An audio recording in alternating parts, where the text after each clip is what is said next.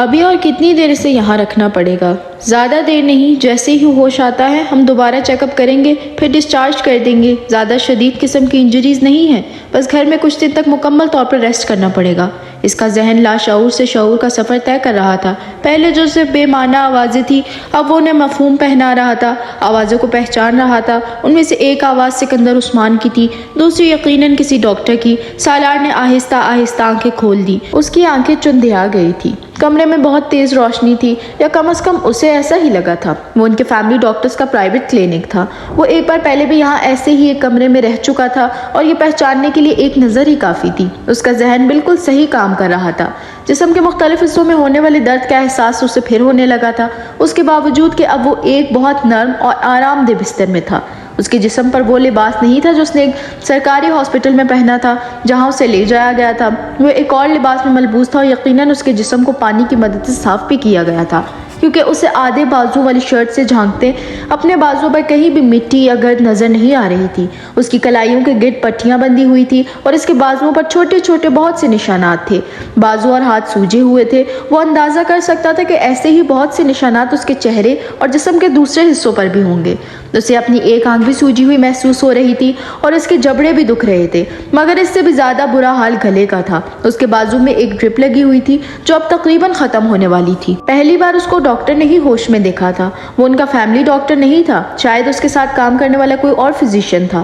اس نے سکندر کو اس کی طرف متوجہ کیا۔ ہوش آ گیا ہے؟ سالار نے ایک صوفے پر بیٹھی طیبہ کو اپنی طرف بڑھتے دیکھا، مگر سکندر آگے نہیں آئے تھے۔ ڈاکٹر اب اس کے پاس آ کر اس کی نبض چیک کر رہا تھا۔ اب تم کیسا محسوس کر رہے ہو؟ سالار جواب میں کچھ کہنا چاہتا تھا، مگر اس کے حلق سے آواز نہیں نکل سکی۔ وہ صرف منہ کھول کر رہ گیا۔ ڈاکٹر نے ایک بار پھر اپنا سوال دہرایا۔ سالار نے تکیے پر رکھا ہوا اپنا سر نفی میں ہلایا۔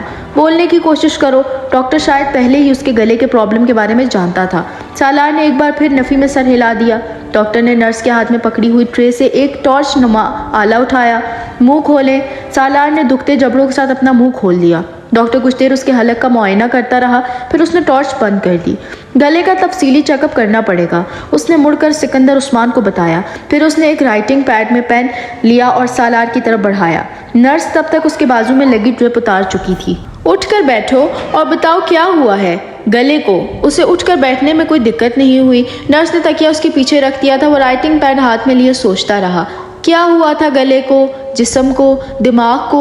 وہ کچھ بھی لکھنے کے قابل نہیں تھا۔ سوجی ہوئی انگلیوں میں پکڑے پین کو وہ دیکھتا رہا۔ اسے یاد تھا کہ اس کے ساتھ کیا ہوا تھا۔ اسے اپنی وہ چیخیں یاد آ رہی تھی جنہوں نے اب اسے بولنے کے قابل نہیں چھوڑا تھا۔ کیا لکھا جائے؟ یہ کہ مجھے ایک پہاڑ پر ساری چیزیں چھین کر باندھ دیا گیا تھا، یا پھر یہ کہ مجھے چند گھنٹوں کے لیے زندہ قبر میں اتار دیا گیا تھا تاکہ مجھے میرے سوالوں کا جواب مل جائے۔ What is next to ecstasy? وہ سفید صاف کاغذ کو دیکھتا رہا۔ پھر اس نے مختصر سی تحریر میں اپنے ساتھ ہونے والا واقعہ تحریر کر دیا۔ ڈاکٹر نے رائٹنگ پیڈ پکڑ کر ایک نظر ان 7-8 جملوں پر ڈالی اور پھر اسے سکندر عثمان کی طرف بڑھا دیا۔ آپ کو چاہیے کہ فوری طور پر پولیس سے رابطہ کریں تاکہ کار برآمد کی جا سکے۔ پہلے ہی کافی دیر ہو گئی ہے، پتہ نہیں وہ گاڑی کہاں سے کہاں لے جا چکے ہوں گے۔ ڈاکٹر نے ہمدردانہ انداز میں سکندر کو مشورہ دیا۔ سکندر نے رائٹنگ پیڈ پر ایک نظر ڈالی۔ ہاں، میں پولیس سے کانٹیکٹ کرتا ہوں۔ پھر کچھ دیر ان دونوں کے درمیان اس کے گلے کے چیک اپ اور اس کے سلسلے میں بات ہوتی رہی۔ پھر ڈاکٹر نرس کے ہمراہ باہر نکل گیا۔ اس کے باہر نکلتے ہی سکندر عثمان نے ہاتھ میں پکڑا ہوا رائٹنگ پیڈ سالار کے سینے پر دے مارا۔ یہ جھوٹ کا پلندہ اپنے پاس رکھو۔ تم کیا سمجھتے ہو کہ اب میں تمہاری کسی بات پر اعتبار کروں گا؟ نہیں، کبھی نہیں۔ سکندر بے حد مشتعل تھے۔ یہ بھی تمہارا کوئی نیا ایڈونچر ہوگا، خودکشی کی کوئی نئی کوشش۔ وہ کہنا چاہتا تھا فار گاڈ سیک ایسا نہیں ہے، مگر وہ گنگوں کی طرح ان کا چہرہ دیکھتا رہا۔ میں کیا کہوں ڈاکٹر سے کہ اس کو عادت ہے ایسے تماشوں اور ایسی حرکتوں کی، یہ پیدا ہی ان کاموں کے لیے ہوا ہے۔ سالار نے سکندر عثمان کو کبھی اس حد تک مشتعل نہیں دیکھا تھا۔ شاید وہ واقعی اب اس سے تنگ آ چکے تھے۔ طیبہ خاموشی سے پاس کھڑی تھی۔ ہر سال ایک نیا تماشا، ایک نئی مصیبت۔ آخر تمہیں پیدا کر کے کیا گناہ کر بیٹھے ہیں ہم؟ سکندر عثمان کو یقین تھا یہ بھی اس کے کسی نئے ایڈونچر کا حصہ تھا۔ جو لڑکا 4 بار خود کو مارنے کی کوشش کر سکتا ہے، اس کے ہاتھ پاؤں پر موجود ان زخموں کو کوئی ڈکیتی قرار نہیں دے سکتا تھا، وہ بھی اس صورت میں جب اس واقعے کا کوئی گواہ نہیں تھا۔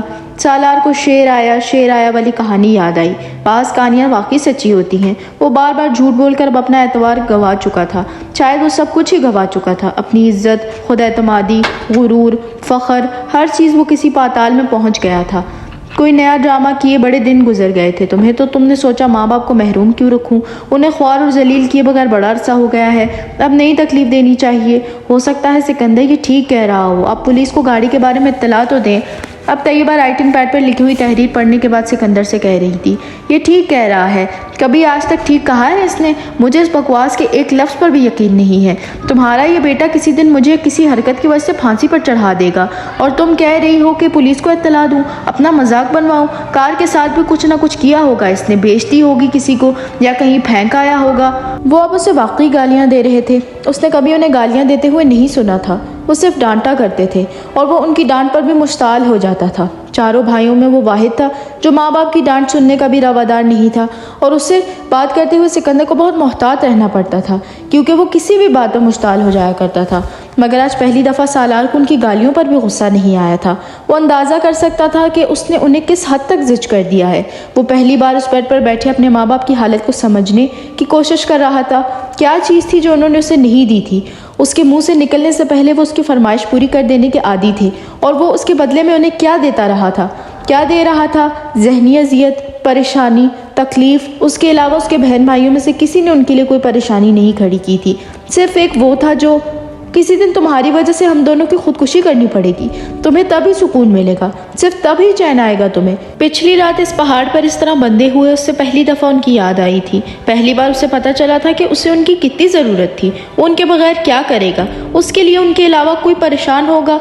उसे सिकंदर के लफ्ज़ों से ज़िंदगी में पहली बार कोई बेइज्जती महसूस नहीं हो रही थी। वो हमेशा से सिकंदर के ज़्यादा करीब रहा था और उसके सबसे ज़्यादा झगड़े भी उन्हीं के साथ होते रहे थे। मेरा दिल चाह रहा है कि मैं कभी तुम्हारी दोबारा शक्ल ना देखूं, तुम्हें दोबारा वहीं फेंक दूं जिस जगह के बारे में तुम झूठ बोल रहे हो। अब बस करो सिकंदर, तैयबा ने उनको टोका। मैं बस करूं? ये क्यों बस नहीं करता? कभी तो तरस खा ले ये हम लोगों पर और अपनी हरकतें छोड़ दे। क्या इस पर यह फ़र्ज़ करके इसे ज़मीन पर उतारा गया था कि ये हमारी ज़िंदगी अजाब बना दे? सिकंदर तैयबा की बात पर मजीद मुश्ताल हो गए। अभी वो पुलिस वाले बयान लेने आ जाएंगे जिन्होंने इसे सड़क पर पकड़ा था। ये बकवास पेश करेंगे उनके सामने कि इस बेचारे को किसी ने लूट लिया है। अच्छा तो ये होता कि इस बार वाकई कोई इसे लूटता और इसे पहाड़ से नीचे फेंकता ताकि मेरी जान छूट जाती।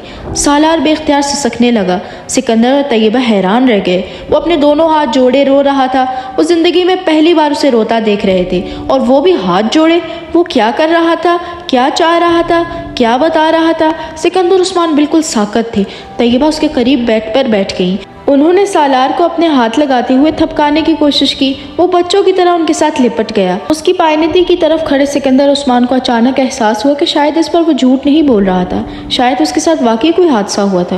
वो तैयबा के साथ लिपटा नन्हे बच्चों की तरह हिचकियों से रो रहा था। तैयबा उसे चुप करवाते करवाते खुद भी रोने लगी। वो छोटी छोटी बातों पर तो क्या बड़ी बड़ी बातों पर भी रोने का आदी नहीं था। फिर आज क्या हुआ था कि उसके आंसू नहीं रुक रहे थे? इससे दूर खड़े सिकंदर उस्मान के दिल को कुछ होने लगा। अगर ये सारी रात वाकई वहां बंधा रहा था तो वो सारी रात उसके इंतजार में जागते रहे थे और बिगड़ते रहे थे। उनका ख्याल था कि वो गाड़ी लेकर फिर कहीं लाहौर या कहीं और आवारा गर्दी के लिए चला गया होगा। उन्हें तशवीश हो रही थी कि मगर वो सालार सिकंदर की हरकतों से वाकिफ थे, इसलिए तशवीश से ज़्यादा गुस्सा था। और 2:30-3 बजे के करीब वो सोने के लिए चले गए थे जब उन्हें फ़ोन पर पुलिस की तरफ से ये इत्तला मिली। वो हॉस्पिटल पहुंचे थे और उन्होंने उसे वहाँ बहुत अबतर हालत में देखा था, मगर वो यकीन करने पर तैयार नहीं थे कि उसके साथ कोई हादसा हुआ था।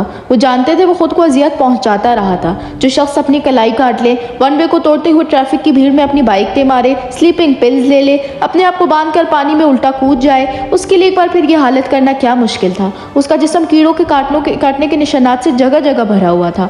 बाज़ जगहों पर नीलाहट थी। उसके पैर भी बुरी तरह से जख्मी थे। हाथों की कलाइयों, गर्दन और पुश्त का भी यही हाल था और इसके जबड़ों पर भी खराशें पड़ी हुई थी। इसके बावजूद सिकंदर उस्मान को यकीन था ये सब कुछ उसकी अपनी ही कारस्तानी होगी। शायद उस वक्त वो बोलने के काबिल होता और वजाहतें पेश करता तो वो कभी भी उस पर यकीन न करते, मगर उसे उस तरह हिचकियों के साथ रोते देखकर उन्हें यकीन आने लगा था कि वो सच कह रहा था। वो कमरे से बाहर निकल गए और उन्होंने मोबाइल पर पुलिस से राब्ता किया। 1 घंटे के बाद उन्हें पता चला कि सुर्ख रंग की एक स्पोर्ट्स कार पहले ही पकड़ी जा चुकी है तो उसके साथ 2 लड़के भी। पुलिस ने उन्हें एक मामूल की चेकिंग के दौरान लाइसेंस और गाड़ी के कागजात न होने पर घबरा जाने पर पकड़ लिया था। انہوں نے ابھی تک یہ نہیں بتایا تھا کہ انہوں نے گاڑی کہیں سے چھینی تھی، وہ صرف یہی کہتے رہے تھے کہ وہ گاڑی انہیں کہیں سے ملی تھی اور وہ صرف شوق اور تجسس سے مجبور ہو کر چلانے لگے۔ چونکہ پولیس کے پاس ابھی تک کسی گاڑی کی FIR بھی درج نہیں کروائی گئی تھی، اس لیے ان کے بیان کی تصدیق کرنی مشکل ہو گئی تھی، مگر سکندر عثمان کی FIR کے کچھ دیر بعد ہی انہیں کار کے بارے میں پتہ چل گیا تھا۔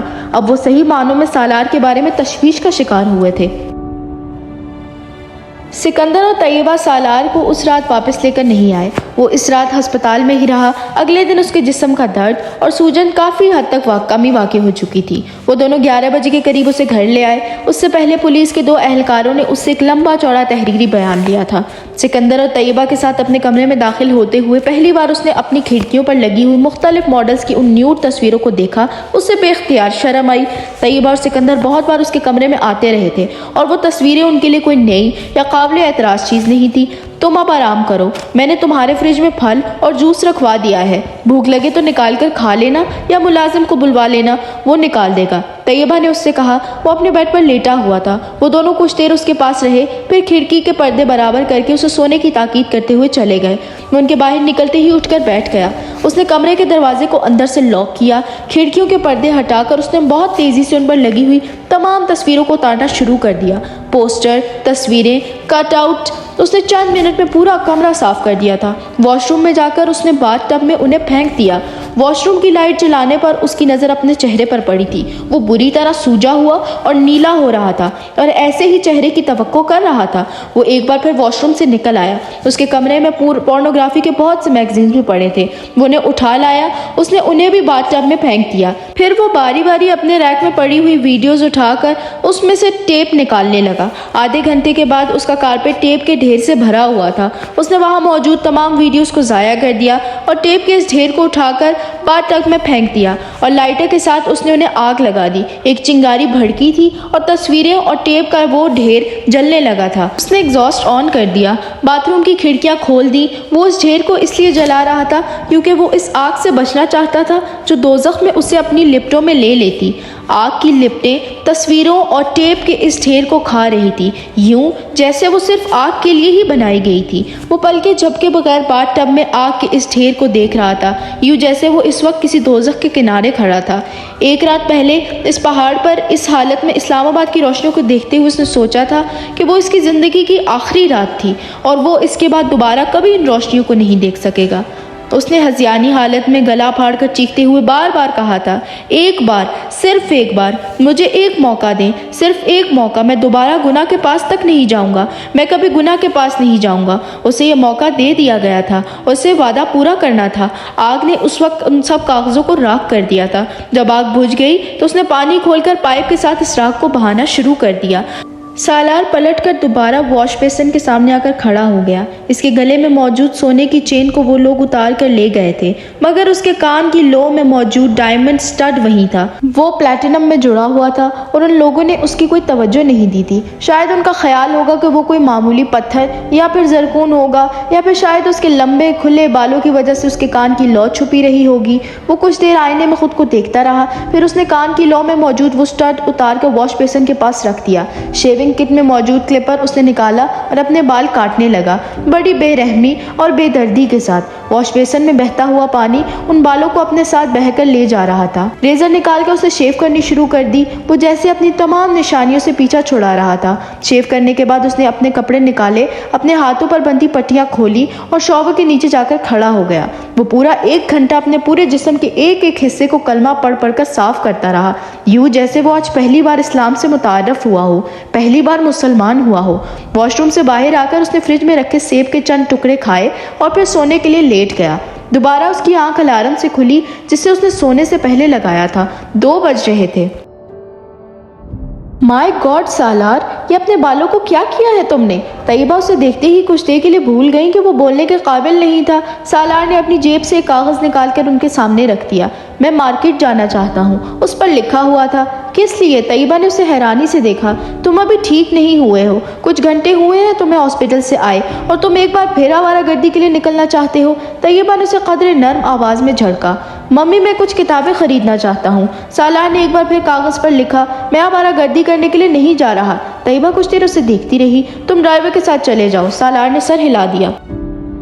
وہ جس وقت مارکیٹ کی پارکنگ میں گاڑی سے اترا شام ہو چکی تھی۔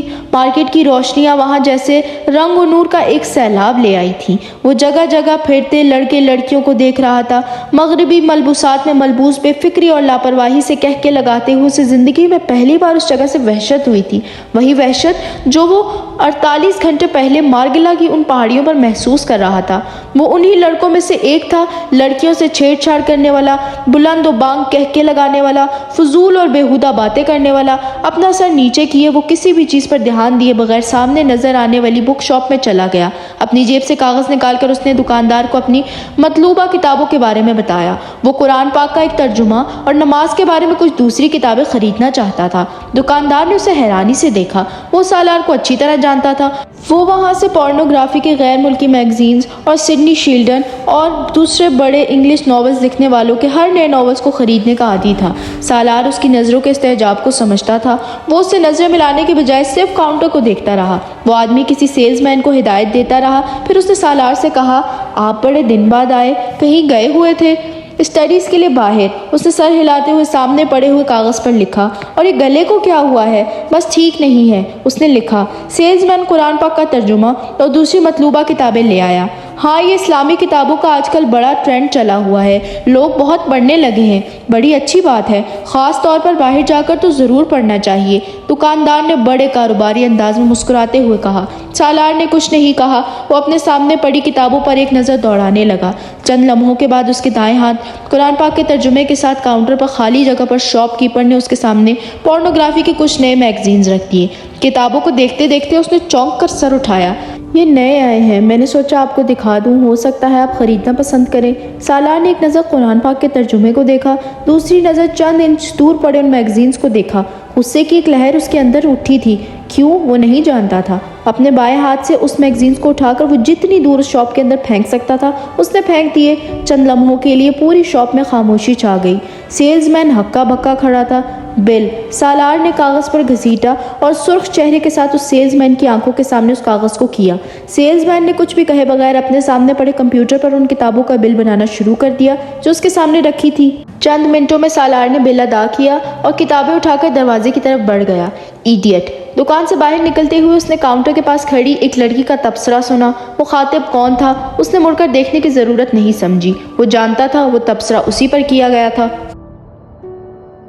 2 ہفتے بعد اس کی آواز بحال ہو گئی تھی، اگرچہ ابھی اس کی آواز بالکل بیٹھی ہوئی تھی مگر وہ بولنے کے قابل ہو گیا تھا، اور ان 2 ہفتوں میں وہ روح کی دریافت میں مصروف تھا۔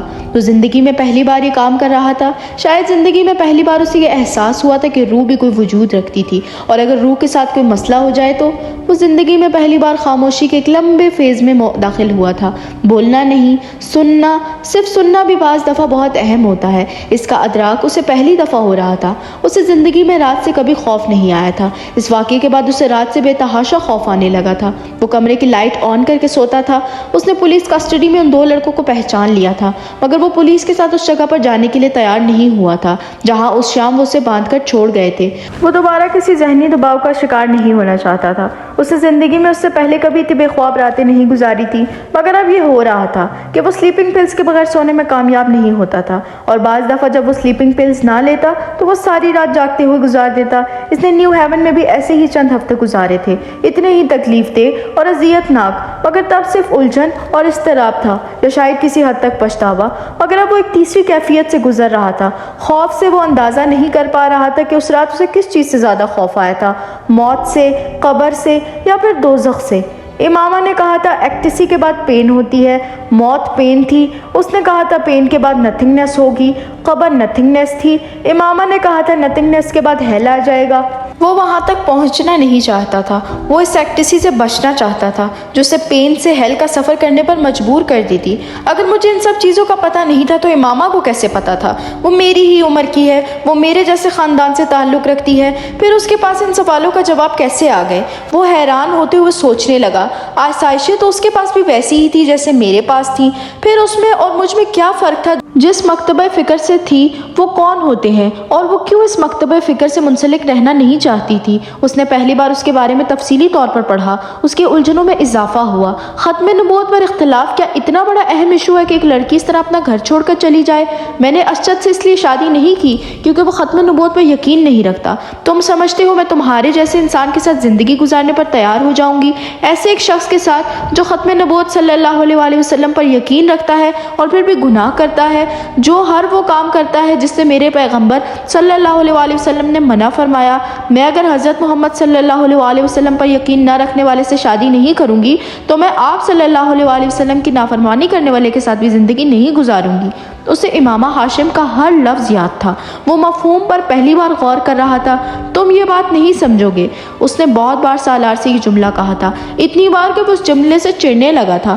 آخر وہ یہ بات کہہ کر مجھ پر کیا جتانا چاہتی تھی؟ یہ کہ وہ کوئی بہت بڑی اسکالر یا پارسا تھی اور وہ اس سے بہت کم تر۔